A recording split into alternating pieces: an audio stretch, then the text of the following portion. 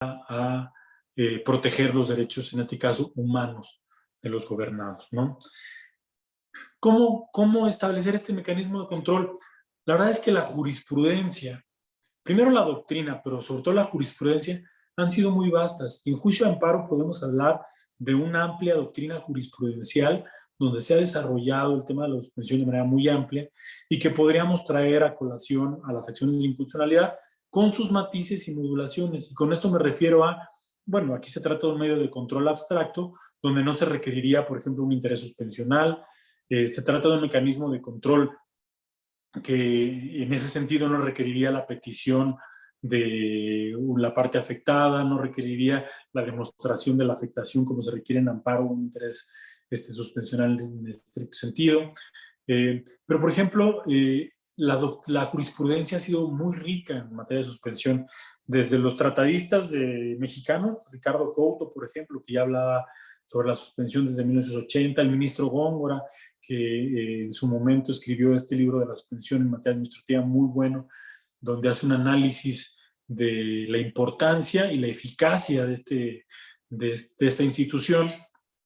Y luego la Corte, cómo ha ido desarrollando, incluso la Corte trajo a partir de la doctrina y luego de la jurisprudencia, de esta interpretación surge la reforma constitucional en el artículo 107, fracción décima, donde se establece la posibilidad de suspender los actos a partir de una apariencia del buen derecho. La apariencia del buen derecho es una institución o una figura traída de la doctrina italiana, que no es otra cosa, como lo conocen ellos, como el Fomus Bonis Juris, el humo del buen derecho, y que no es más que un adelanto provisional del derecho cuestionado. Nosotros desde la suspensión podemos ver si un acto reclamado, si una norma eventualmente va a ser violatoria de un precepto constitucional, y a partir de ese análisis poder suspender la norma, decir, bueno, advierto que esta norma puede tener estas consecuencias de una manera superficial, de una manera a priori, advierto que esta norma puede ser inconstitucional y cumpliéndose ciertos requisitos, ciertos supuestos, esta norma, si va a ser inconstitucional, vamos a suspender sus efectos y consecuencias de manera que no produzca efectos ni consecuencias de manera irreparable. Toda esta doctrina jurisprudencial que se creó, aquí fue al revés, no fue la Corte la que interpretó la Constitución, sino que el constituyente permanente recoge la doctrina jurisprudencial de la Corte y dice, la apariencia del buen derecho es un elemento que se debe tomar en consideración al momento de resolver sobre la suspensión de los actos reclamados. Bueno, todo este sistema de suspensión es muy factible y es muy posible que pueda trasladarse al tema de las acciones de inconstitucionalidad. Hoy en día podría yo afirmar que con estas falencias que se advierten, el sistema de control de constitucionalidad de leyes, el sistema de control judicial de las leyes, está agotado. No hay un mecanismo para suspender una norma con por ejemplo, con el efecto general que se requeriría para defender derechos que son colectivos o difusos y que sería la acción de inconstitucionalidad la vía idónea para poder llevar a cabo esta protección. La acción de inconstitucionalidad, que sea el máximo tribunal constitucional quien se pronuncie primero sobre la posibilidad de suspenderla mientras se resuelve el fondo y que durante esta tramitación de la acción de inconstitucionalidad no se produzcan estos daños, perjuicios de manera irreparable. Hay muchos derechos colectivos difusos que no pueden ser, o si bien pueden ser judicializados, no pueden ser suspendidos. Por ejemplo, tendrían que promoverse tantos juicios de amparo como suspensiones para poder llevar a cabo, y quien termina siendo el principal perjudicado, pues es el gobernado. A manera de conclusión, considero que la suspensión es un elemento esencial, que es un elemento que debe formar parte de las acciones de inconstitucionalidad hoy en día en México, que sin este mecanismo termina por vaciarla de contenido y que de alguna manera impide que se pueda obtener un real y efectivo acceso a la justicia. Como conclusiones, que he establecido, pues, traté de poner las principales, es primero decir que en México las acciones las acciones constitucionales se crearon no con la finalidad de proteger derechos humanos, sino de que México entrara en un contexto, en un país globalizado, en un mundo de globalización. Entonces, por eso la ineficiencia, la ineficacia, me parece, de este mecanismo de control. No es casualidad que el año que más acciones de inconstitucionalidad se hayan promovido son 169 en 2017 y que los partidos políticos fueron quienes monopolizaron el ejercicio de la acción de inconstitucionalidad. Hoy en día quienes más promueven la acción son los partidos políticos y además terminaron por desnaturalizarla, porque los partidos políticos, a pesar de que acuden a un medio de control abstracto, en realidad lo que van es a defender un perjuicio propio. Cuando una norma no es de su conveniencia, son quienes promueven la acción de inconstitucionalidad, pero no de manera abstracta por defender la Constitución, sino por defender las atribuciones propias que tienen como partido político, como organización política. La reforma, como no fue su principal, otra de la siguiente conclusión, como no fue su principal idea, la de la protección de los derechos humanos, sino llevar a México hacia un mundo globalizado, pues fue incompleta e inmediatista. Fue lejana a mejorar las condiciones de la administración de la justicia mexicana. Este esquema de legitimación restringida, como existe en otros países, ni siquiera es acorde con ellos. Les decía yo al principio que Alemania ha sido uno de los países que más me sorprendió, me llamó la atención por su diseño. Y, por ejemplo, Alemania tiene un sistema restringido, pero tiene un sistema tan completo que el derecho de acceso a la justicia es una realidad. A diferencia de los supuestos que les he mencionado, como el caso de las pensiones, que me parece verdaderamente dramático, en Alemania no sucedería eso, por ejemplo. Este esquema de legitimación restringida se ha traducido en un fracaso de la acción de inconstitucionalidad. Es necesario rediseñar las acciones de inconstitucionalidad para modificar su objeto. Primero, precisar de qué vamos a hablar. Acciones de inconstitucionalidad, ok. Leyes, formal y materialmente, actos formal y materialmente legislativos que se erija a la Suprema Corte como un mecanismo contramayoritario, que sea la Corte y no otro, es el mejor órgano legitimado.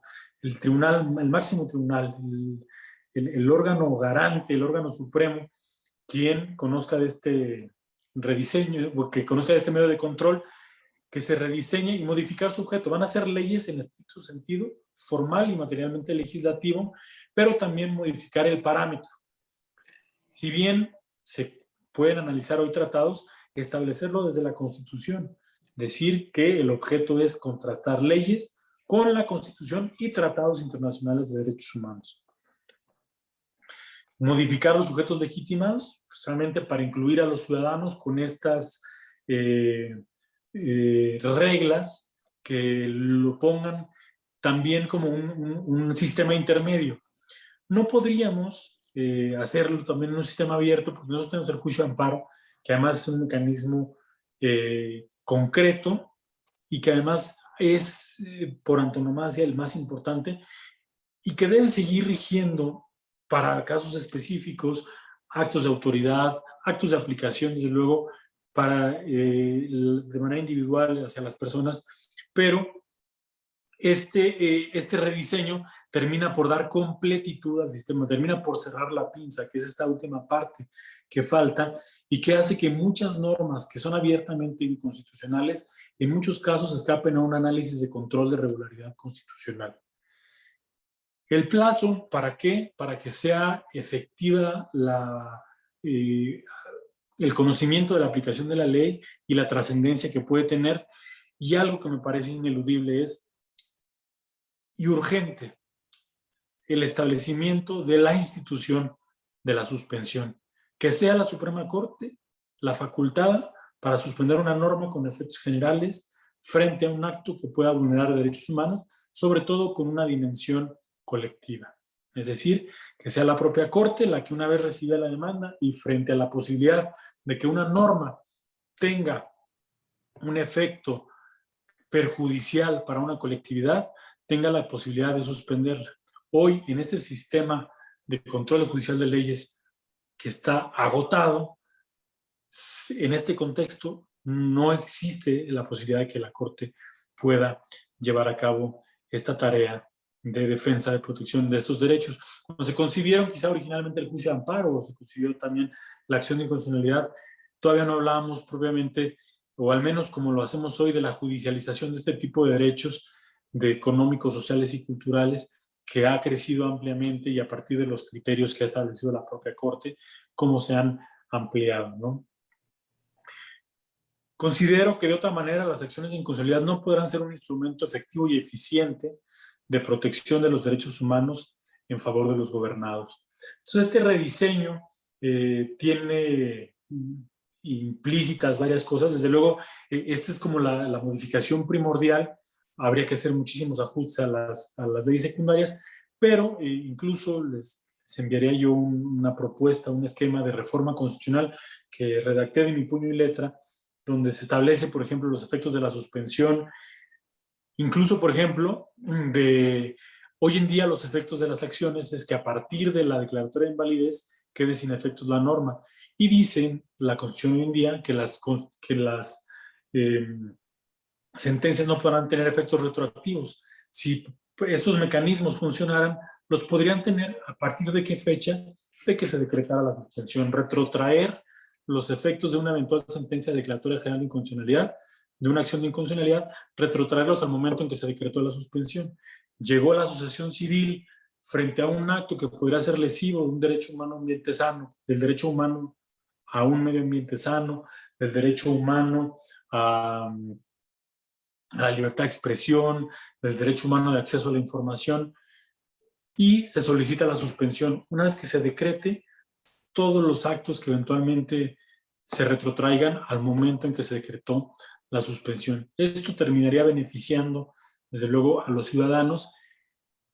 Y les cuento un poquito de la réplica. Una de las réplicas más importantes que tuve y que me pareció muy llamativa fue el decir, no tendrá la acción de inconstitucionalidad la naturaleza de un mecanismo político dentro de este juego interinstitucional para que sea precisamente en esas esferas donde se maneje.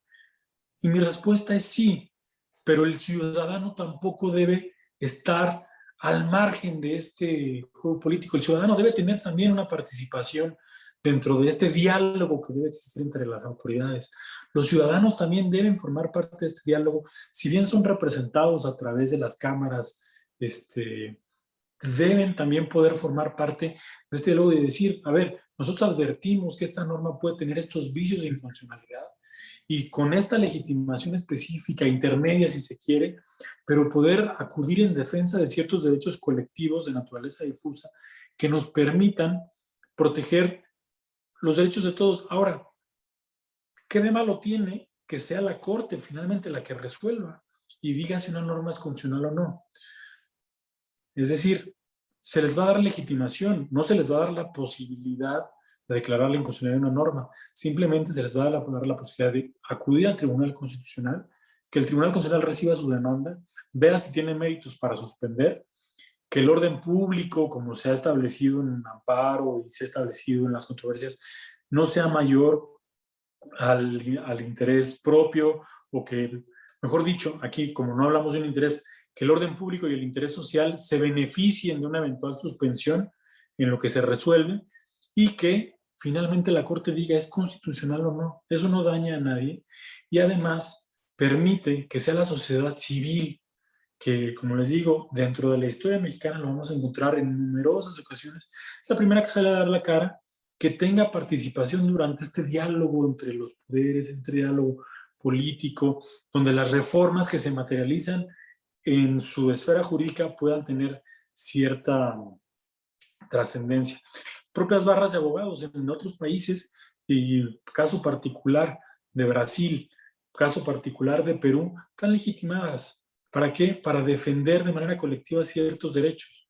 ¿Por qué no resolvemos en un juicio 100,000 juicios, 85 millones de juicios en uno solo? Y el Tribunal Constitucional, con la autonomía y la independencia que es dotada a partir de las normas constitucionales, tenga la posibilidad de fungir como este órgano contramayoritario y poder resolver si una norma es acorde o no con el texto constitucional o con los derechos humanos que han sido reconocidos en los tratados internacionales de Derechos Humanos.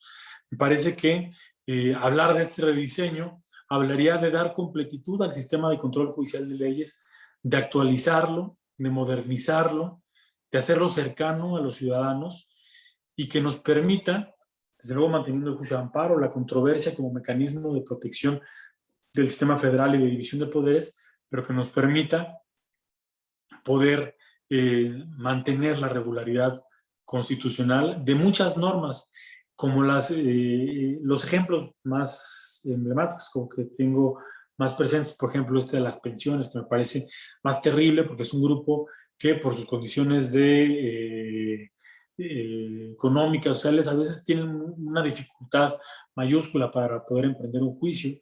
Entonces, de manera individual, y luego si tomamos en cuenta que hay que llegar, poner la demanda, los recursos procesales, necesariamente requiere un abogado cuando posiblemente una barra, por ejemplo, podría poner, ¿sabes que esta norma ya ha sido declarada inconstitucional? La ley se replicó en el reglamento, hay que expulsarla del sistema jurídico. Esta norma no guarda congruencia con esto y a partir de... Y se sorprende, les decía yo, en España es verdad sorprendente cuando me dicen, pero ¿cómo? O sea, a ver, ya se declaró inconstitucional, ya llegó a la Corte, ya la Corte dijo en el sistema anterior de precedentes que es inconstitucional, hay jurisprudencia y la siguen aplicando, sí. Y luego les digo, bueno, está este mecanismo de declaratoria general de inconstitucionalidad inocuo, irrelevante, mal hecho y sumamente complejo. ¿Cuántas declaratorias de inconstitucionalidad hemos visto hoy en día? De que entonces se declare cuando tal precedente, se le dice a la Cámara que lo deje 90 días sin efectos. Si no lo deja, lo tiene que votar la Corte y tiene que haber una mayoría de 8 votos. Y si se da la mayoría de 8 votos, entonces ya se declara inconstitucional y se publica en el diario oficial. ¿Cuántos trabas tiene este mecanismo que impide que efectivamente una norma pueda declararse inconstitucional con efectos generales? Todas las trabas del mundo. Entonces, este rediseño es importante. Ya ni siquiera hablamos de la votación, no entré en esa parte de la votación calificada.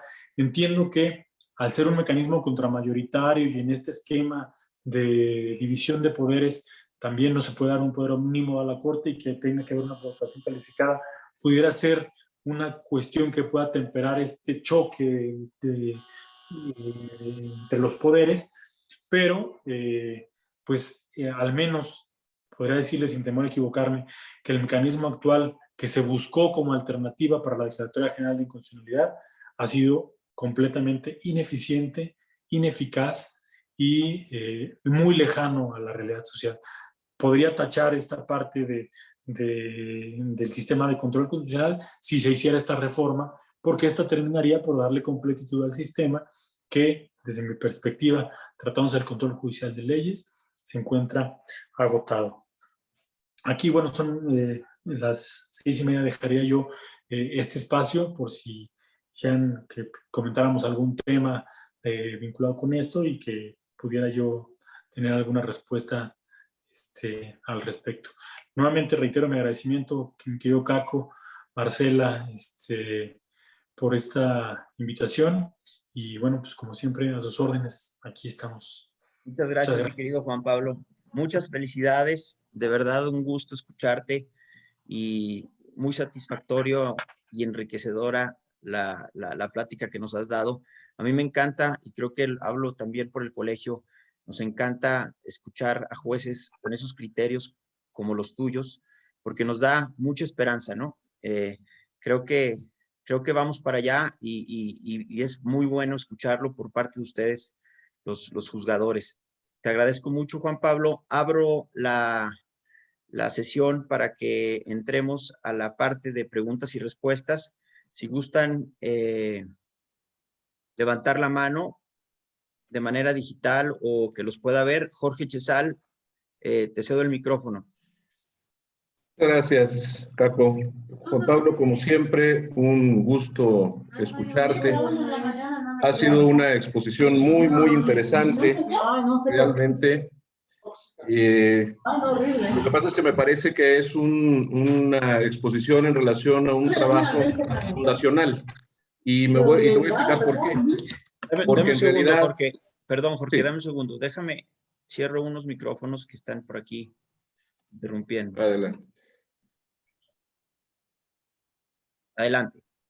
Sí, te decía que, Juan Pablo, que me parece un trabajo fundacional porque lo que tú estás hablando en relación a la acción de inconstitucionalidad es tratando de poner orden en el caos, porque en realidad nada tiene que ver esto que tenemos hoy en día y todo lo que nos has expuesto con lo que fue la acción de inconstitucionalidad cuando se hizo en 1994.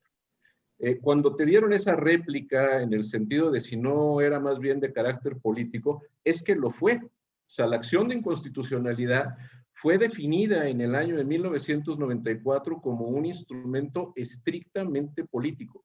No estaba pensado como un instrumento de control de constitucionalidad y menos aún en favor de los ciudadanos. Muy rápidamente, dice la exposición de motivos de la iniciativa del presidente Zedillo, con el puro interés genérico de preservar la supremacía constitucional. Se trata entonces de reconocer en nuestra Carta Magna una vía para que una representación parlamentaria calificada o el Procurador General de la República puedan plantearle a la Suprema Corte de Justicia si las normas aprobadas por la mayoría de un órgano legislativo son o no acordes con la Constitución. Siendo indudable que México avanza hacia una pluralidad creciente, otorgar a la representación política la posibilidad de recurrir a la Suprema Corte para que determine la constitucionalidad de una norma aprobada por las mayorías de los congresos significa, en esencia, hacer de la Constitución el único punto de referencia para la convivencia de todos los actores políticos. Esa era la idea que se tenía en 1994 con la acción de inconstitucionalidad. Un instrumento de equilibrio político para satisfacer a las minorías legislativas. Evidentemente, a lo largo del tiempo, se han ido incorporando actores, se incorporan a los partidos políticos, lo cual ya nada tenía que ver con ese elemento de equilibrio del poder legislativo, se empiezan a incorporar a otros organismos, como algunos organismos autónomos, y evidentemente la acción de inconstitucionalidad ha evolucionado un poco por su cuenta, es decir, un poco por la libre, vamos a decirlo así, para convertirse en lo que es hoy, y a mí me parece muy loable lo que tú estás planteando, porque en realidad es tratar de ordenar, es decir, es tratar de acomodar todo lo que desde 1994 ha ido creciendo desordenado para poderle dar una definición. Te felicito porque me parece muy, muy interesante la forma como lo abordas. Por ahí dijiste, hay un momento en el que dudas y luego afirmas, dice, me parece, y luego dijiste, no, estoy seguro que se copió del modelo español. Sí, claro. Esa reforma estuvo muy influida, pero incluso la designación de acción de inconstitucionalidad fue una designación que se tomó un poco de manera aria porque no gustaba la expresión cuestiones de constitucionalidad o consultas de constitucionalidad. Y en lugar de ese proceso de consulta en el proceso legislativo, prefirieron hacerlo con posterioridad. Y esa es una de las razones por las que ha sido tan indefinido el destino de las acciones de inconstitucionalidad. Te felicito nuevamente, Juan Pablo, y muchísimas gracias por esta exposición. Y aprovecho también la oportunidad para hacerte una pregunta muy breve. Espero que tengas conciencia, y así te lo pregunto, ¿te has dado cuenta de que tu nombre ya se ha inscrito en la historia, no solo del desarrollo de la profesión del abogado, sino además en la historia de México? Si ya te diste cuenta, qué bueno, aprovéchalo porque eso es muy importante. Y si no te has dado cuenta, debes de hacerlo, porque lo que tú has hecho va a trascender, independientemente de lo que venga en el futuro, tu nombre ya cuenta en la historia de México. Felicito. Muchas gracias, querido Jorge, gracias por la participación. Lo adviertes muy bien desde el principio en el sentido de cómo nace precisamente la acción de inconstitucionalidad. Tienes incluso ahí la exposición de motivos. Y sí, lo importante es cómo las condiciones del 94 a la fecha cambiaron sustantivamente. Incluso parte de la propuesta que hago hoy en mi tesis doctoral es eliminar a los partidos políticos como sujetos legitimados, precisamente porque terminan por desnaturalizarla. Lo que se concibió se fue para un lado y no se fue para el que debía. Y terminan por desnaturalizarla precisamente porque los partidos políticos no acuden en defensa de la Constitución, sino de un interés propio. Cuando las normas que regulan los procesos electorales no les son favorables o les son adversas, acuden a la acción, que es un mecanismo abstracto, cuando también tienen mecanismos de control de constitucionalidad concretos a través de las vías del Tribunal Electoral del Poder Judicial de la Federación. Y hoy en día en este diálogo no se puede desconocer al ciudadano como parte integrante de este diálogo, sobre todo también tratándose de la amplitud de ciertos derechos que hay hoy en día, ¿no? Entonces, agradecerte el comentario. Y en relación con lo segundo, pues he tratado de ser muy cauteloso, sobre todo ahorita debido a las circunstancias que presentan los asuntos que tengo a mi cargo. Te agradezco mucho tus palabras, y preferiría no pronunciarme ahorita con algo que tuviera que ver con algún aspecto ajeno al conocimiento de los asuntos, pero se lo muy agradecido contigo y con todos por sus muestras. Qué bien, usted. Muchas gracias, Juan Pablo. Les pedimos, por favor, que cierren sus micrófonos a los demás. Gracias. Está levantando la mano alguien que me aparece como iPhone de Sandra. También Héctor Herrera levantó la mano. Le doy, ok. Y Pablo Muchas gracias. Muchas gracias, buenas tardes. Soy Sandra Castro. Muy agradecida por la ponencia, una exposición muy completa, muy amena y que nos dice muy claramente acerca del tema planteado. Yo soy presidenta de un colegio de abogados del estado de Guerrero y precisamente toca puntos muy importantes que hemos estado discutiendo al interior del gremio sobre las acciones de inconstitucionalidad. Muchas gracias. Igualmente le coincido con nuestro compañero anterior de que su nombre, pues, indudablemente como juez federal y como un abogado, va haciendo camino en este mundo jurídico. Muchas gracias, muy agradecida también por permitirme el uso de la voz. Gracias. Muchas gracias a ti, Sandra, qué amable, gracias. Qué bueno que estén también como discutiendo estos temas. La verdad es que a mí me parecen sumamente relevantes y creo que abonan mucho, sobre todo estos diálogos que existen entre tanto los abogados como la judicatura nos permiten conocer los problemas, la dimensión de los problemas y poder abonar como a las soluciones. Y creo que el que podamos como transmitir las ideas es muy enriquecedor. Gracias. Muchas Héctor, gracias. Héctor, querido, por favor, abre el micrófono. Gracias. Muchas gracias, Caco. Felicidades, don Juan Pablo, por la brillante presentación que nos ha hecho. Yo coincido en las propuestas de la tesis doctoral que nos ha comentado. Sin embargo, quisiera ver si nos pudiera ampliar un poquito su propuesta sobre los sujetos legitimados para la acción de inconstitucionalidad en el contexto de la tesis doctoral en comento.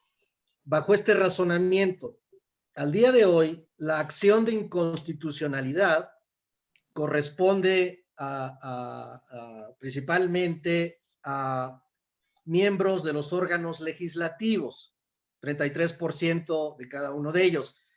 Si se hiciera la reforma correspondiente para que asociaciones civiles estuvieran legitimados para interponer la acción, pues los senadores y los diputados también son ciudadanos.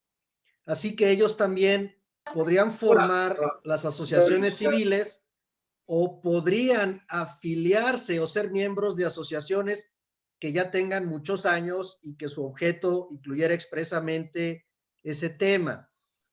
No sé si pudiera abundar un poquito, porque entiendo que la posición es actualmente restringida respecto a los sujetos legitimados y entiendo que la propuesta que usted hace en su tesis doctoral no es el criterio amplio de que todos sin distinguir pueden hacerlo, y entiendo que hace una propuesta intermedia, las asociaciones civiles, pero no sé si pudiera ampliar un poquito, habría que acotar las asociaciones a otros requisitos adicionales más allá del objeto y el tiempo de constitución, bajo la óptica de que los mismos diputados y senadores pueden formar parte de esas asociaciones, y también considerando que en la práctica, por lo menos ambiental, que es mi especialidad, veo mucha manipulación de organizaciones no gubernamentales o de asociaciones civiles que se prestan mucho al juego político, presentando impugnaciones sin sentido alguno para que sean perdidas, ¿no? Me preocupa la calidad ética también de agrupaciones civiles sin escrúpulos que pudieran ser fomentadas por partidos políticos simplemente para abrumar a la Corte con asuntos y que estas asociaciones no tengan un control ético en el ejercicio de las impugnaciones, porque se refiere a sus abogados. Me gustaría saber su opinión sobre que se legitimara expresamente a los colegios de abogados que cuentan con un control ético de la profesión y son reconocidos conforme a la Ley General de Profesiones por la Secretaría de Educación Pública para la interposición de este tipo de acciones, porque al día de hoy, la Barra Mexicana, en los 2 años que yo fui presidente, en las acciones que interpusimos por omisión legislativa y otras controversias constitucionales, el principal problema que encontramos en los tribunales federales fue el tema de legitimación. A pesar de nuestros estatutos, a pesar del objeto social, a pesar de que tenemos un siglo de reconocimiento de actividades, todavía los tribunales nos cuestionan sobre si un colegio de abogados está legitimado para interponer ciertas acciones, y me gustaría su opinión específica para que se legitimaran a los colegios de abogados reconocidos por la Secretaría de Educación Pública y la Dirección General de Profesiones particularmente, para la interposición de esa acción de inconstitucionalidad, y si habría lugar para requisitos adicionales para evitar que se desnaturalicen esas asociaciones, se politicen o simplemente se prestan al juego de presentar acciones frívolas, sin otro propósito que entorpecer un verdadero proceso democrático. No sé qué opinión le merece, señoría. Gracias, gracias por la pregunta, y además creo que la pregunta es muy pertinente, porque todas estas preguntas fueron las que me estuvieron rondando durante los 3 años de la elaboración de la tesis, de si se podía esto cargar como del otro lado, ¿no? Y desde luego creo que pone el punto sobre las IES, porque precisamente lo que se necesita es controles, de manera tal que no se vuelva, hablando de una clasificación tripartita, donde una es la legitimación restringida que tenemos ahora, que está en manos del Estado y de los partidos, una legitimación intermedia como Perú o Chile, como Perú o Brasil, o una legitimación tan amplia como Colombia o Chile.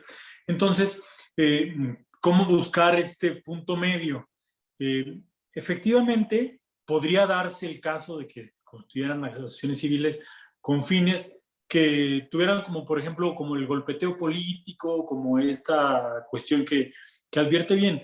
Pero, a ver, estamos hablando de que lo único que tienen es la legitimación, que la Corte podría desgastar. La Corte es su trabajo. La Corte, su trabajo es analizar la regularidad constitucional de leyes. Si frente a una norma la Corte advierte que la norma puede ser inconstitucional, pues tendrá que suspenderla y eventualmente tendrá que declarar su inconstitucionalidad. Pues es el trabajo de la Corte, y la Corte está hecha para eso, para encauzar en el escritorio y dar solución, dar cabida, dar respuesta a un problema jurídico.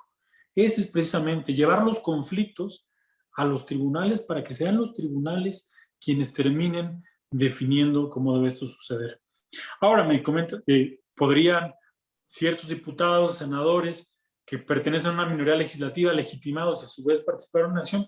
Claro, de lo que se trata es que todos participen, incluso que frente a una norma que pudiera estimarse inconstitucional, llegaran 10 acciones de inconstitucionalidad y que se acumularan las 10, y que una vez acumuladas las 10, el ministro ponente extrajera los 5 planteamientos de una, los 2 planteamientos de otra, los otros 5 planteamientos que seguramente se van a repetir en todas, y una vez concentrados, se resuelva en una acción de inconstitucionalidad, y sus acumuladas, las que sean la del partido político, bueno, no la del partido político, porque la propuesta es que se vayan, pero la de la asociación civil, la de la minoría legislativa, la de la Comisión Nacional de los Derechos Humanos, que se concentren y que en una acción, en una sola sentencia, se resuelvan 5 o 6 acciones de inconstitucionalidad que convergen en cierto momento. Un diputado que es parte de una minoría legislativa y además es asociado de una persona moral que se dedica a la defensa del medio ambiente, qué bueno, no tendría ningún, o sea, no es incompatible un derecho con el otro, y de hecho la idea es que se concentraran las que promovieran los entes legitimados estatales y los ciudadanos para poder llevar ante la Corte el conflicto.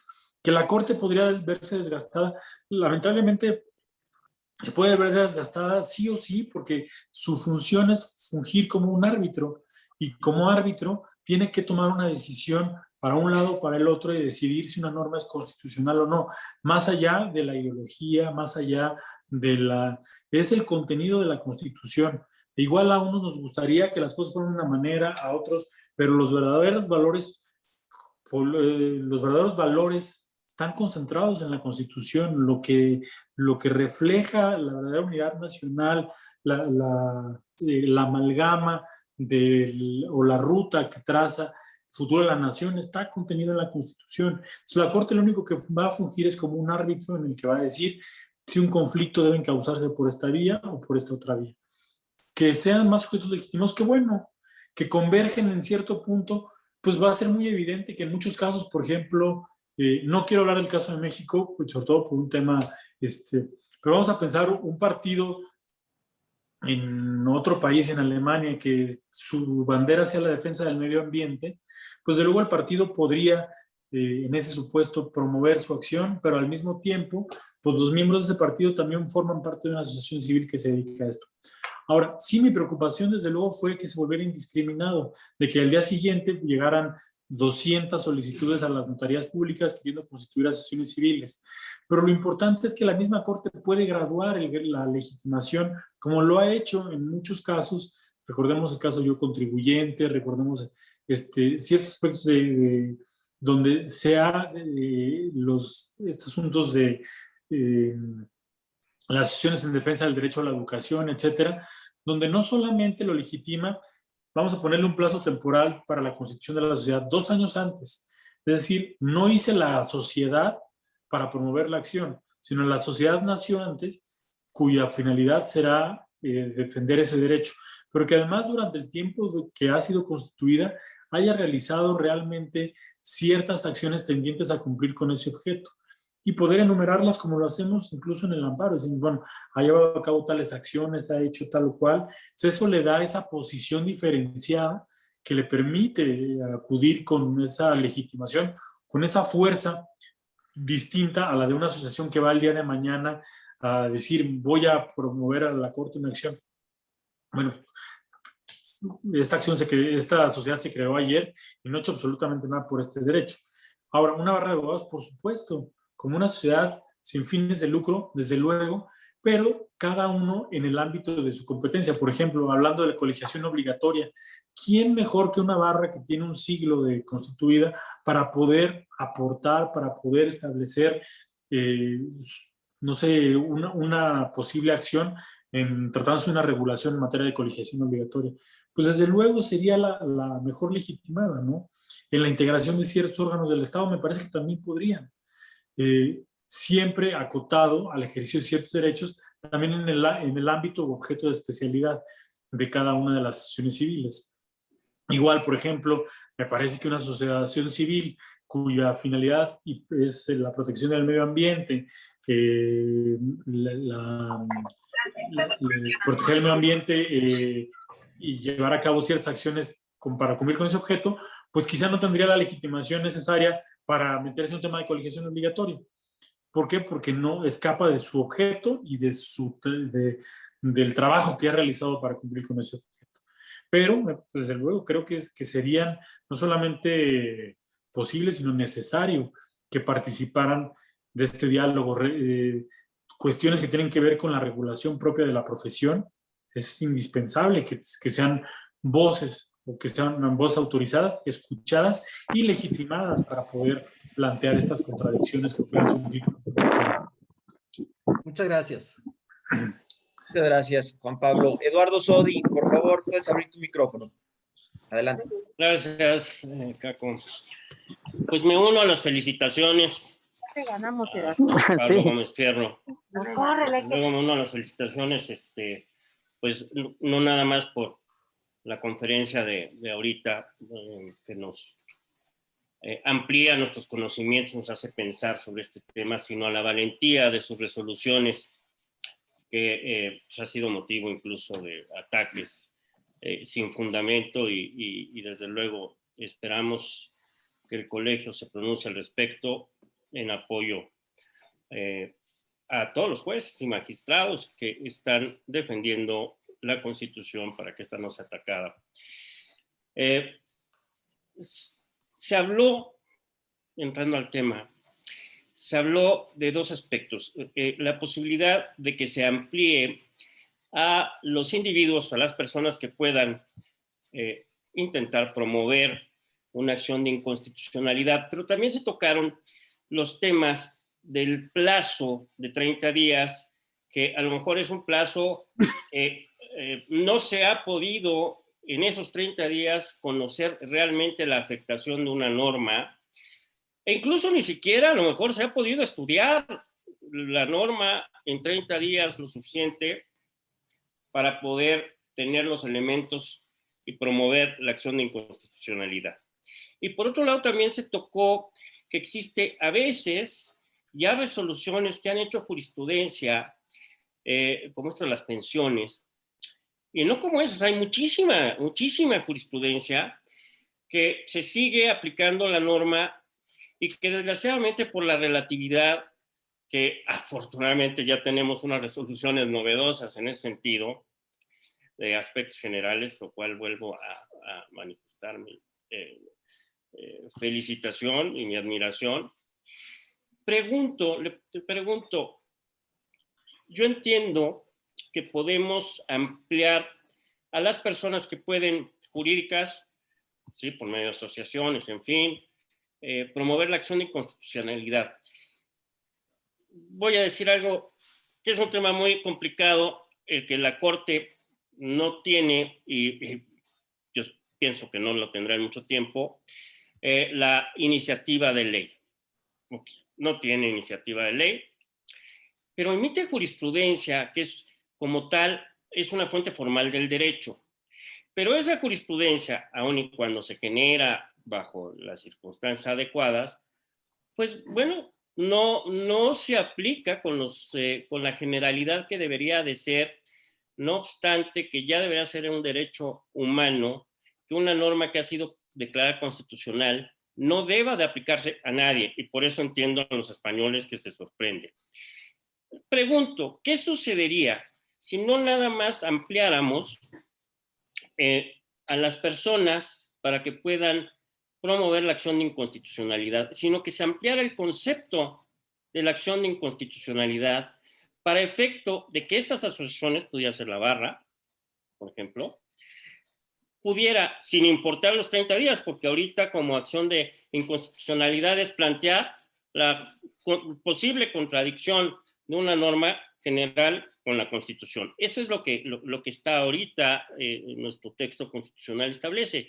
¿Qué pasaría si ampliamos el concepto para que también se pueda promover acción de inconstitucionalidad, porque el término me parece adecuado, respecto de aquellas normas que ya han sido reiteradamente declaradas inconstitucionales, para que todas estas jurisprudencias, ¿sí?, puedan ser motivo de una acción de inconstitucionalidad, sin importar el plazo, o sea, no tendríamos plazo, sino que cuando ya una norma como la que platicaste ha sido reiteradamente declarada inconstitucional, se pudiera promover por estos organismos, por estas asociaciones, una acción de inconstitucionalidad para que la Corte pudiera declararla con efectos generales y declarar absolutamente su inaplicabilidad. No sé si has pensado al respecto, no nada más en que sean otras personas que puedan acudir, sino que sean otras materias o estos puntos específicos para también hacer una limpieza de todas nuestras normas que han sido declaradas inconstitucionales y que las siguen utilizando. Y si la gente no tiene los medios para acceder a una justicia o no acceden bien a través de sus abogados, las normas se seguirán utilizando. Y quien no conoce y no se pone a estudiar todas las resoluciones que se dictan por la Corte, que ya estamos, bueno, derecho de precedentes, por Dios, el que no sabe, el justiciable, si tiene un abogado que no sabe, que no estudió, no lo hace valer, va a perder sus juicios, va a perder sus derechos que ya han sido declarados con normas inconstitucionales. Entonces te pregunto, si no podríamos ampliar no nada más a las personas, sino a las causas de la acción de inconstitucionalidad. Esa es mi pregunta. Es una muy buena pregunta y además fue algo que también, son 3 años de darle vueltas y vueltas al tema. Entonces yo pensaba, por ejemplo, a ver, ¿qué va a pasar si estamos diciendo que un año? ¿habrá pasado ya el plazo para todas aquellas asociaciones civiles que se constituyan o para los nuevos sujetos legitimados que se erijan? Yo creo que no. Creo que aquí lo que vendría es una legitimación sobrevenida. ¿A qué me refiero con esto? Que el plazo no se contaría en estos casos excepcionales a partir de que se publica la norma, sino a partir de que se habilita la legitimación. A partir de que se crea en la Constitución la legitimación, el plazo de un año empieza para todos. Es una legitimación o una habilitación sobrevenida. ¿Por qué? Porque una vez que la Constitución dice las asociaciones civiles, entonces cualquier asociación civil que se ubique en esas características tendrá un año, no a partir de la publicación de la norma, sino un año a partir de que entró en vigor la reforma constitucional para poder promover aquellas acciones de inconstitucionalidad que considere se ubican en el supuesto. Es algo interesantísimo, pero vamos a verlo así. No es ahora la norma el parámetro que rige la posibilidad de impugnar la norma, sino en todo caso, la reforma constitucional que las habilitaría.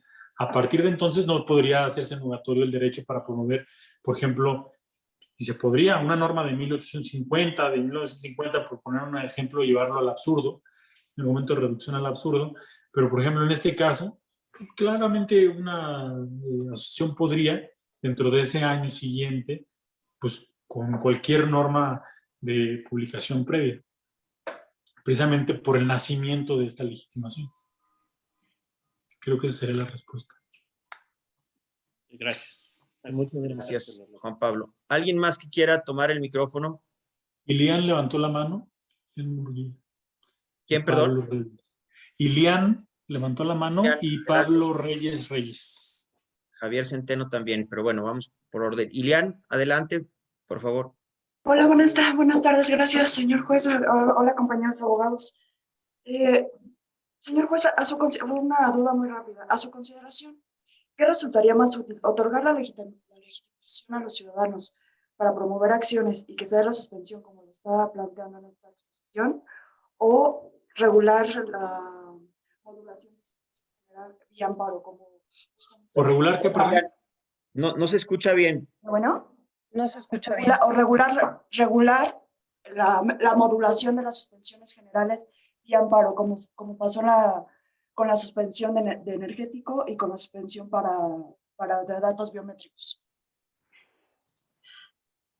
Bueno, a mí me parece que la vía idónea para dar como completitud al sistema de control judicial de leyes es la necesaria reforma al sistema de la acción de inconstitucionalidad y el establecimiento ineludible de la suspensión. Precisamente estos problemas se generan a partir de el agotamiento del sistema de control judicial de leyes. Tratándose de los asuntos del padrón, los efectos son concretos, pero tratándose de los asuntos de la ley de la industria eléctrica generales debido a la naturaleza del derecho. Es un derecho que tienen las empresas, pero además es un derecho de naturaleza colectiva. Entonces, que tiene trascendencia precisamente colectiva. Entonces, precisamente la respuesta creo que es esa. La respuesta es que sea la Suprema Corte y que sea la acción de inconstitucionalidad el mecanismo idóneo para llevar a cabo esta tarea. Por eso la reforma y por eso la necesidad de que un juicio como es la acción de inconstitucionalidad tenga el capítulo de suspensión. Gracias, Ilian. Gracias, Juan Pablo. Javier Centeno, ¿puedes abrir el micrófono, por favor? Muchas gracias. Creo que podemos Adelante. testimoniar una exposición muy clara y la claridad siempre implica un conocimiento y profundidad del mismo. Felicidades, juez Gómez Fierro. Me gustaría simplemente, además de que creo que ya se abordó el tema de los colegios como sujetos interesados para poder promover esta acción, me gustaría hacer un matiz y alguna reflexión. El matiz es el origen de la propia acción de inconstitucionalidad. Es cierto que tuvo, pues, se afirma y se señala un origen de carácter político. Sí, es político, pero no político en el sentido de dar o privilegiar a los partidos políticos por ser partidos políticos y pensando que simplemente formaban parte de la estructura pública. Yo creo que en el año 94 las circunstancias, como también lo acaba de señalar usted, eran totalmente diferentes, y en ese momento existía ciertamente, por una parte, la discusión acerca de si el sistema representativo establecido en la propia Constitución era suficiente para poder establecer toda una vida institucional y una arquitectura jurídica y de defensa de los derechos, o bien a través de los partidos políticos. Sin embargo, bueno, al paso de los años, ciertamente las propias estructuras de los partidos políticos han sido totalmente superadas, se han divorciado, formalmente deben de representar intereses de agrupaciones de ciudadanos y realmente representan intereses pues, muy particularizados, y este divorcio es lo que está llevando precisamente pues, a muchas de las circunstancias de los problemas que hoy tenemos. Yo creo que la propuesta que hace usted para su tesis doctoral en la Escuela Libre de Derecho me parece que está acorde con los tiempos y que es fundacional, como se expresó por ahí, en el sentido de que retoma la posibilidad y la capacidad de los individuos para poder acceder incluso a los procesos de formación de la voluntad política o de la voluntad jurídica del propio Estado mexicano. Abona a un derecho humano que también es un derecho humano a la democracia finalmente. Suena muy político, pero la verdad es de que finalmente creo que los ciudadanos, y más ahora, y lo estamos testimoniando también todos los días, por ejemplo, en esta reforma energética, pues simplemente lo que antes era un derecho que estaba arrogado exclusivamente al Estado en su titularidad y en su ejercicio, hoy le pertenecen simplemente a los propios particulares y también desde luego a los entes públicos, a las empresas productivas del Estado. Y ese derecho, pues finalmente forma parte de nuestra esfera de, digamos, de atribuciones y de facultades, y el Estado en el momento, los órganos de gobierno o las autoridades administrativas en el momento en el que están emitiendo, por ejemplo, políticas públicas, están invadiendo y eliminando nuestros derechos, da oportunidad finalmente a que los particulares puedan participar de manera directa e inmediata y no a través de partidos políticos o otras fórmulas representativas. Entonces, creo yo que finalmente está acorde, y la verdad es que simplemente testimoniar un agradecimiento por su tiempo y felicitarlo por esta perspectiva. Gracias. Muchas gracias, Javier. Creo que quiero hacer una acotación aquí en esta parte. Creo que lo lees muy bien en el sentido de el carácter político que tiene. Y justamente fue mi lectura de la situación, que además es traer una institución que se introdujo con la finalidad, les decía yo, de introducir a México al mundo de la globalización, pero traerla a valor presente, actualizarla a la realidad hoy en día.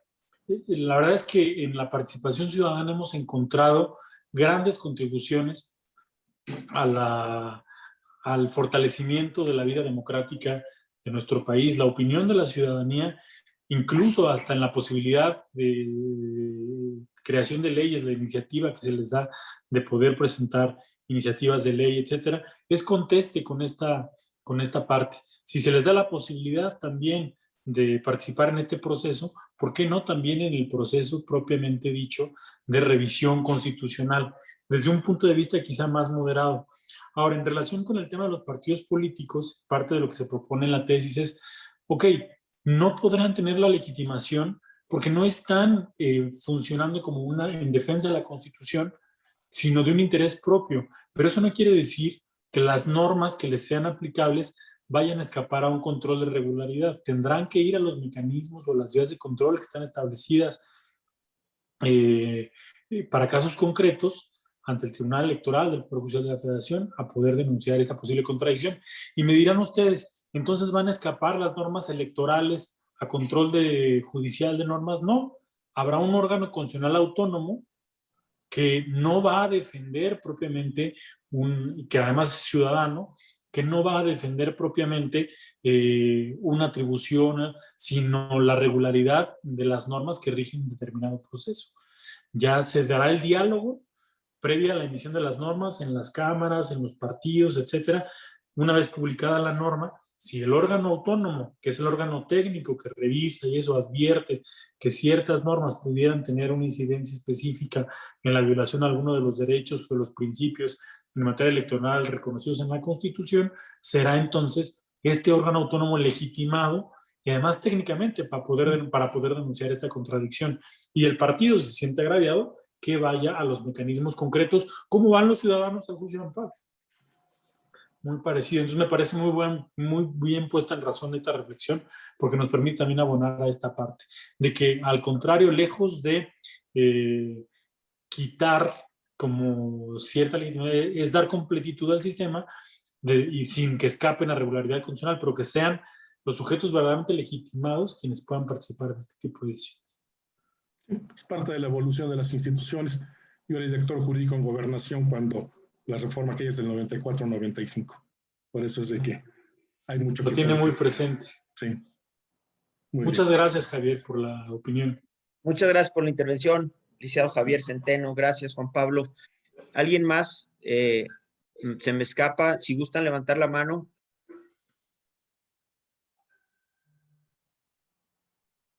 Pablo Reyes ha estado...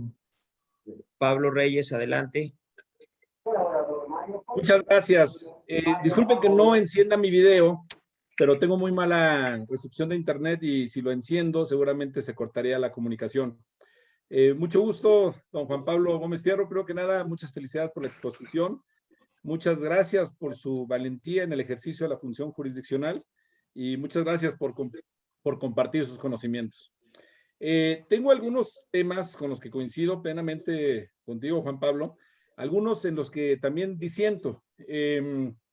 Vamos a ser constructivos. Me parece que la legitimación activa para ciudadanos sería un paso muy importante y muy necesario en el contexto actual que se desempeña en nuestra política. Si vemos el curso de las acciones de inconstitucionalidad, pues los ciudadanos no tienen legitimación, los legisladores la tienen, los partidos políticos la tienen. De hecho, los partidos políticos terminan teniendo una doble legitimación a través de sus legisladores y a través de la dirigencia del partido político. Entonces, aun cuando algunos órganos constitucionales autónomos están legitimados para presentarla, pues vemos que la tendencia actual política pues parece indicar que hay una cooptación de los órganos constitucionales autónomos, lo cual inhibe el ejercicio de este medio de control constitucional. Además, vemos que en la conformación, por lo menos de la Cámara de Diputados, los partidos de oposición no alcanzan el 33% que establece la Constitución para promover la acción. Solo es el Senado el que cuenta con esa minoría parlamentaria de oposición, lo cual pues reduce efectivamente la posibilidad de defensa. Pero si facultamos a los ciudadanos a través de colegios de abogados, pues comparto la visión de Héctor Herrera, nuestro expresidente, en el sentido de que pues hay organizaciones que pues son organizaciones patito, que se dicen representantes de abogados, colegios de profesionistas, pero que realmente no lo son. Muchos de ellos son pues parapeto de políticos venidos en desgracia o políticos que utilizan esas pantallas para promover sus propios intereses. Me parece que para cerrar esta pinza, valdría la pena también repensar y volver a impulsar la colegiación obligatoria de los abogados. Y en ese sentido, pues que efectivamente los colegios pues de prestigio, de trayectoria, de objetividad, como lo es la Barra Mexicana de Colegio de Abogados, pues sea uno de los que puedan certificar a los abogados y en ese sentido, pues sí, tener ese pues, empuje para promover la acción de inconstitucionalidad. En este sentido, me parece muy acertado el comentario de que los ciudadanos tengan esta legitimación, nada más que sí tendríamos que cuidar para que no se vaya a desbordar. En cuanto a la legitimación de los órganos constitucionales autónomos, recientemente con la reforma en materia judicial, la del 11 de marzo pasado, se facultó a los órganos constitucionales autónomos para promover controversias constitucionales que incluye la posibilidad de impugnar normas de carácter general. ¿No sería esto de alguna forma redundante, ya que están legitimados para la controversia constitucional y volverlos a legitimar para la acción de inconstitucionalidad? Me gustaría conocer tu opinión, Juan Pablo.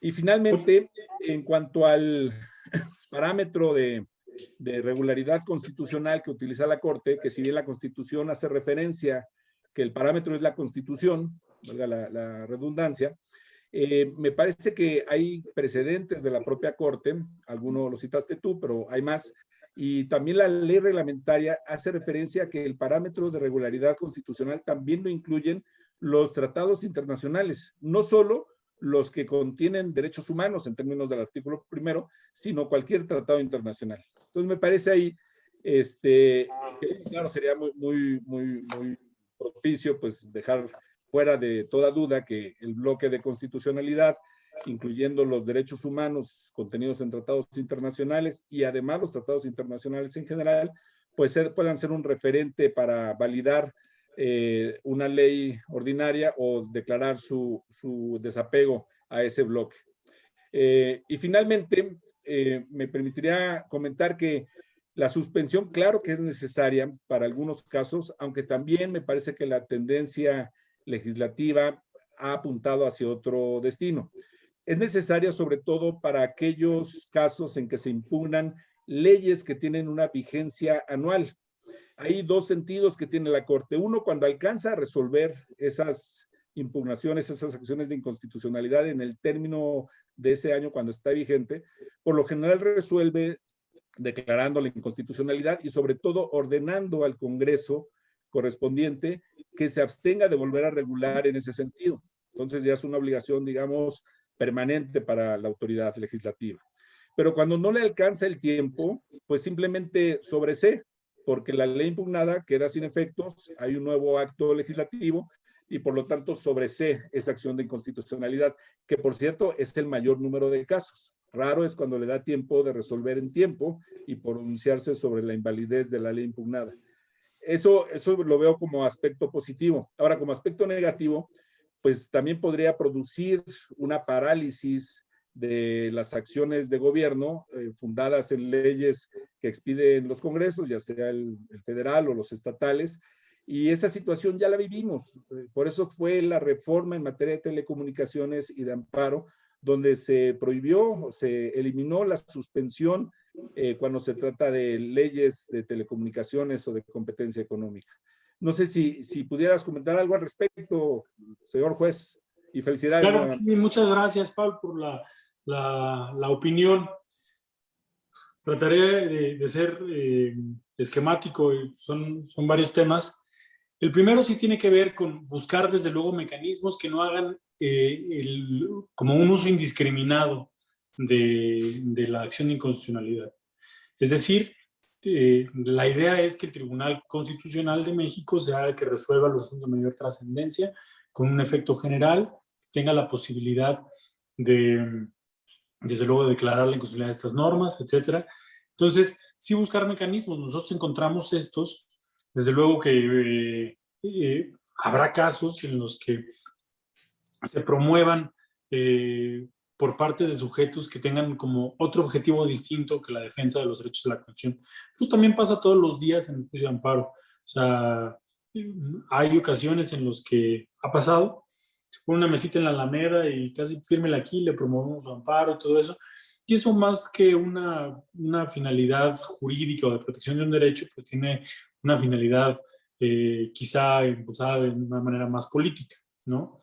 A veces ni siquiera son los mismos promoventes o ha habido casos de literalmente donde se pone una mesita ahí enfrente de la Alameda y nosotros tramitamos su amparo, pero esto no es su credencial de elector y luego ya no le dan seguimiento al amparo. O sea, desde luego puede haber un uso indiscriminado de la institución, pero será la propia Corte la que, a partir de los criterios, pero de estas directrices generales, puede establecer las reglas para su promoción. El tema de la colegiación no obligatoria me parece indispensable, desde luego desde el ámbito del derecho, pero también desde otro tipo de ámbitos. Ahorita nosotros hablamos de la defensa de ciertas cuestiones que tienen que ver con nuestra rama, con nuestra profesión, pero por ejemplo, tratándose de los médicos, pues también podrían haber ciertos casos en los que tendría que una asociación de médicos, una asociación de dentistas, por ejemplo, poder promover una acción contra una norma que pudiera incidir en su esfera de derechos o del ejercicio libre de su profesión. Alguna asociación religiosa que también pudiera eventualmente promover un amparo en relación con una norma que tuviera por objeto no específicamente afectarla a ella, sino el ejercicio libre de, o el modelo o el diseño de un Estado laico. Entonces, desde luego, cada quien en el ámbito, como diría, o como quizá podría definirlo, cada asociación en el ámbito de la competencia que tiene encomendada y en el ejercicio del derecho, habría que cruzarlo, ¿no? En cada caso concreto. No hablar de manera, o sea, sí hablamos de manera específica de las acciones civiles con tales fines, pero también habría que aterrizarlo ya una vez en función de la norma que se pretende impugnar, ¿no? Entonces, cruzarlas de manera tal que se pudiera verificar si efectivamente tiene una legitimación. Ahora, el habilitar a los órganos constitucionales autónomos, ¿por qué si ya están habilitados en la controversia? Sí, efectivamente, el artículo 105 de la Constitución, cuando habla de la legitimación para promover la controversia, dice en el inciso L, perdón, 2 órganos constitucionales autónomos y uno de estos y el Poder Ejecutivo o el Congreso de la Unión sobre la constitucionalidad de sus actos o disposiciones generales. Pero debemos recordar que la acción de inconstitucionalidad, a diferencia de la controversia, es abstracta. La controversia es un medio de control de constitucionalidad concreto. Y concreto necesariamente requiere un perjuicio, es decir, que existe un interés legítimo. Y en estos casos de la legitimación de los órganos constitucionales autónomos para promover la controversia es precisamente en la defensa de sus atribuciones. La controversia desde sus orígenes se erige para proteger 2 principios fundamentales: el principio de división de poderes y el principio del sistema federal. Federación, estados, municipios, y cada uno defendiendo las atribuciones que les son propias. Nacen estos órganos constitucionales autónomos con facultades específicas, tanto a nivel federal como a nivel local, para la realización de ciertas actividades que en principio correspondían al Poder Ejecutivo, pero dado el ámbito de especialización se crean con la finalidad precisa de llevar a cabo esta tarea. Cuando están legitimados en la fracción primera para promover la controversia constitucional, la legitimación está acotada al interés legítimo que tengan y es precisamente en la defensa de las atribuciones, no de cualquier norma, no en cualquier caso, sino cuando las atribuciones que tienen encomendadas se vean afectadas. El beneficio que habría al legitimar en la acción de constitucionalidad es que no requerirían de esta afectación.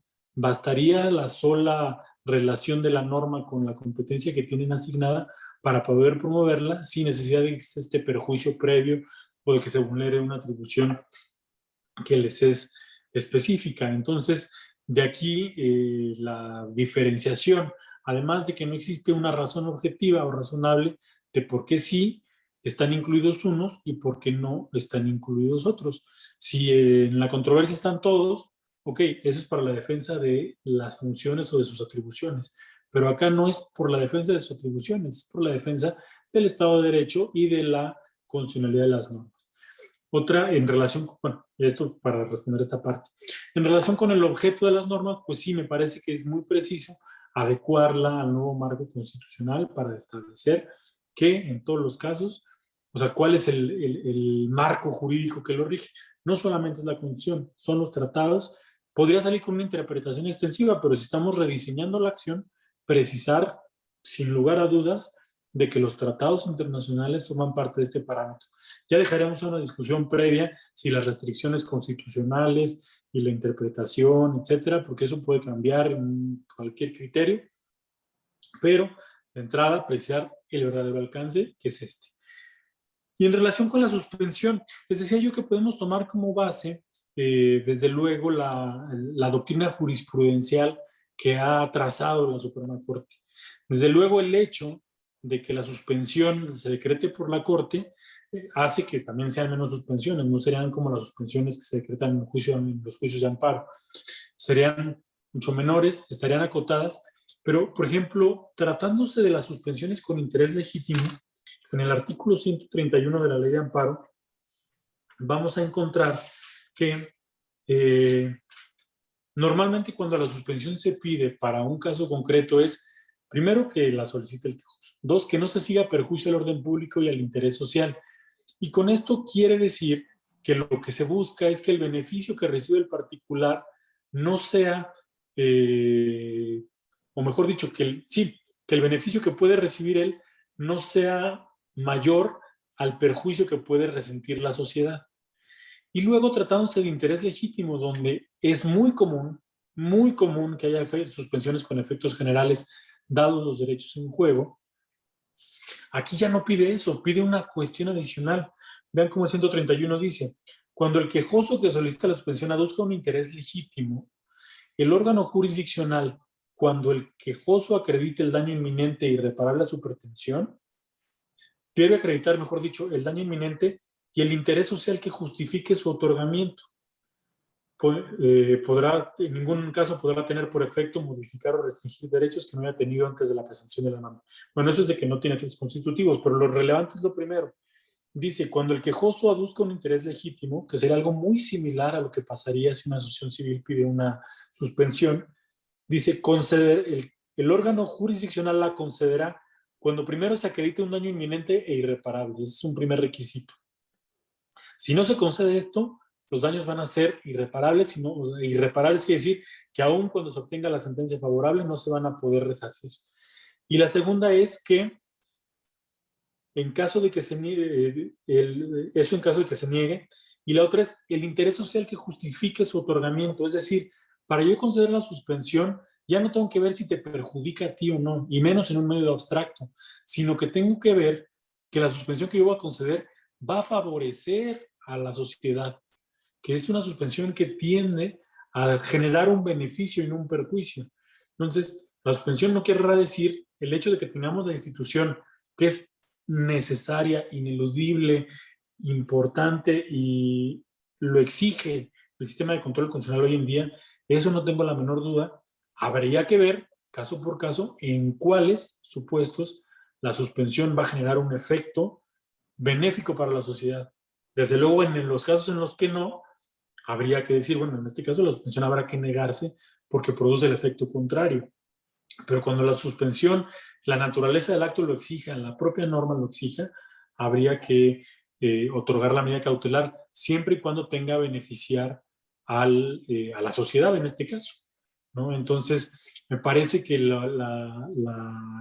establecimiento de la suspensión de suyo no lo hace perjudicial. Sería caso por caso y a golpe de precedente. Es decir, bueno, en este caso concreto hay vicios de posible inconstitucionalidad, y el otorgamiento de la suspensión podría beneficiar más a la sociedad que la posible no paralización del acto. ¿Qué pasó en telecomunicaciones? Desde luego, el aspecto técnico y eso, se elevó a rango constitucional la prohibición de conceder la suspensión de manera total, pero se acotó a ciertos temas.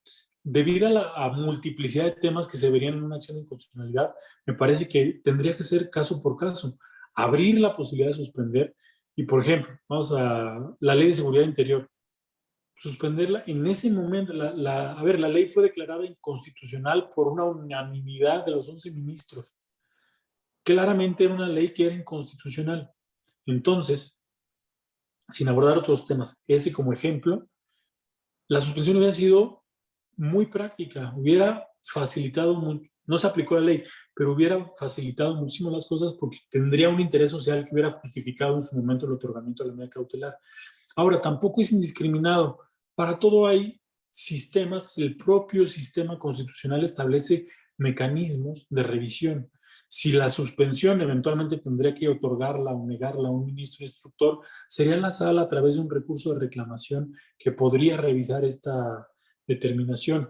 Como a nosotros, las suspensiones que decretamos las puede revisar un tribunal colegial. Las suspensiones que se decretaron aquí las revisaría la sala y todo formaría parte dentro del propio sistema constitucional. Entonces, creo que la posibilidad de que se pudieran paralizar actos de gobierno habría que ver y tendría que ser caso por caso, porque tendría que ser también en qué casos hay un perjuicio o un beneficio. Hay supuestos en los que se ha dicho en la suspensión, bueno, esta medida tiende a garantizar la preservación de este derecho y al menos no se advierte ahorita que esto puede ser inconstitucional y se niega la suspensión. ¿Por qué? Porque se pondera la posibilidad o la posible inconstitucionalidad de una norma frente a los efectos adversos que pudiera producir la suspensión. Y para eso estarían las decisiones de primera instancia en el caso de la acción de inconstitucionalidad del ministro instructor y posteriormente la revisión que en su caso realizara la sala en caso de impugnarse esa determinación. Entonces, creo que serían mis respuestas a las interrogantes, que además muy interesantes. Muchas gracias, Pablo.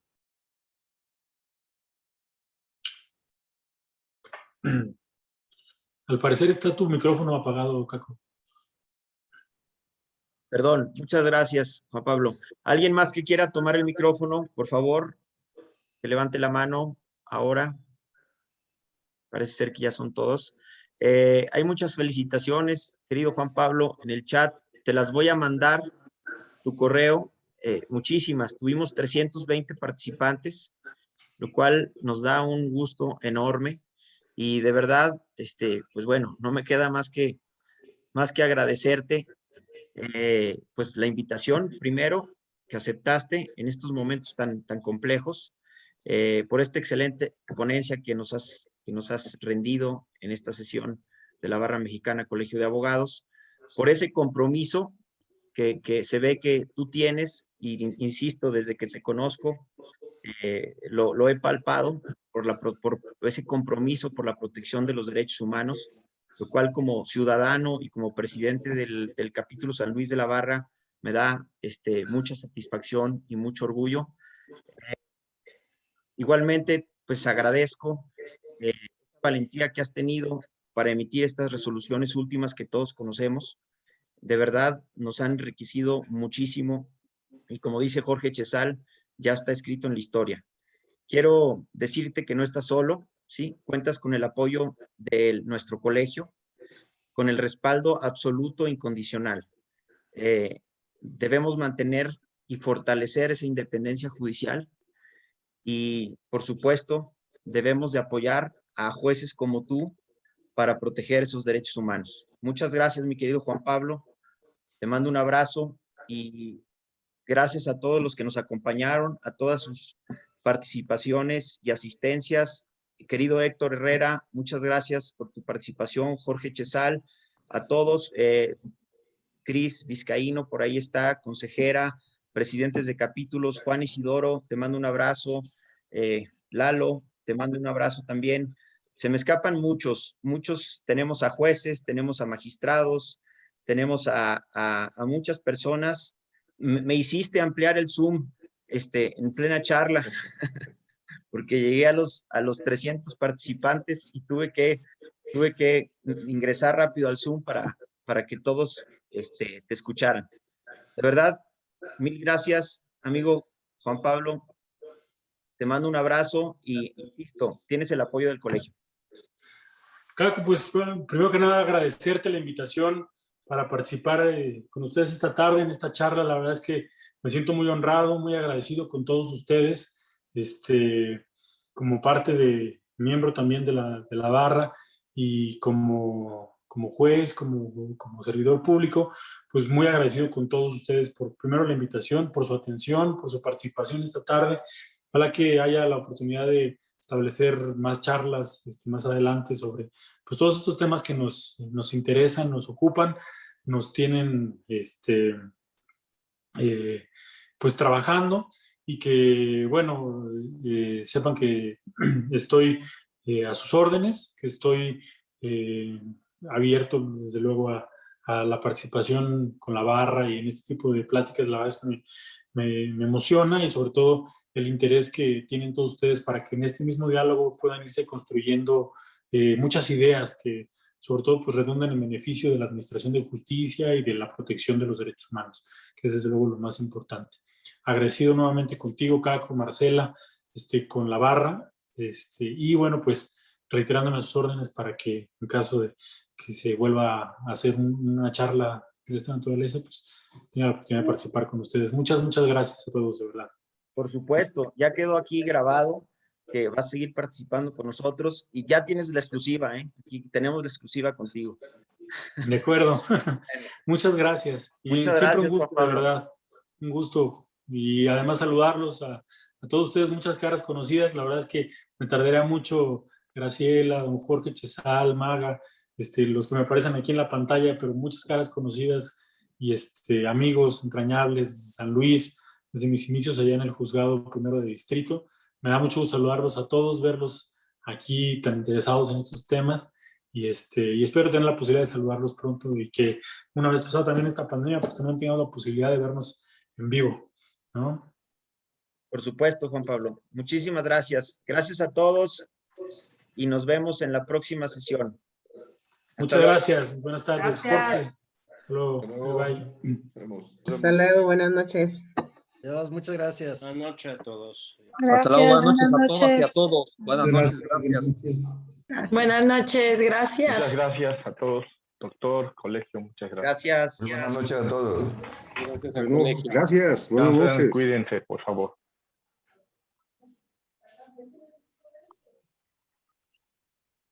Muchas gracias.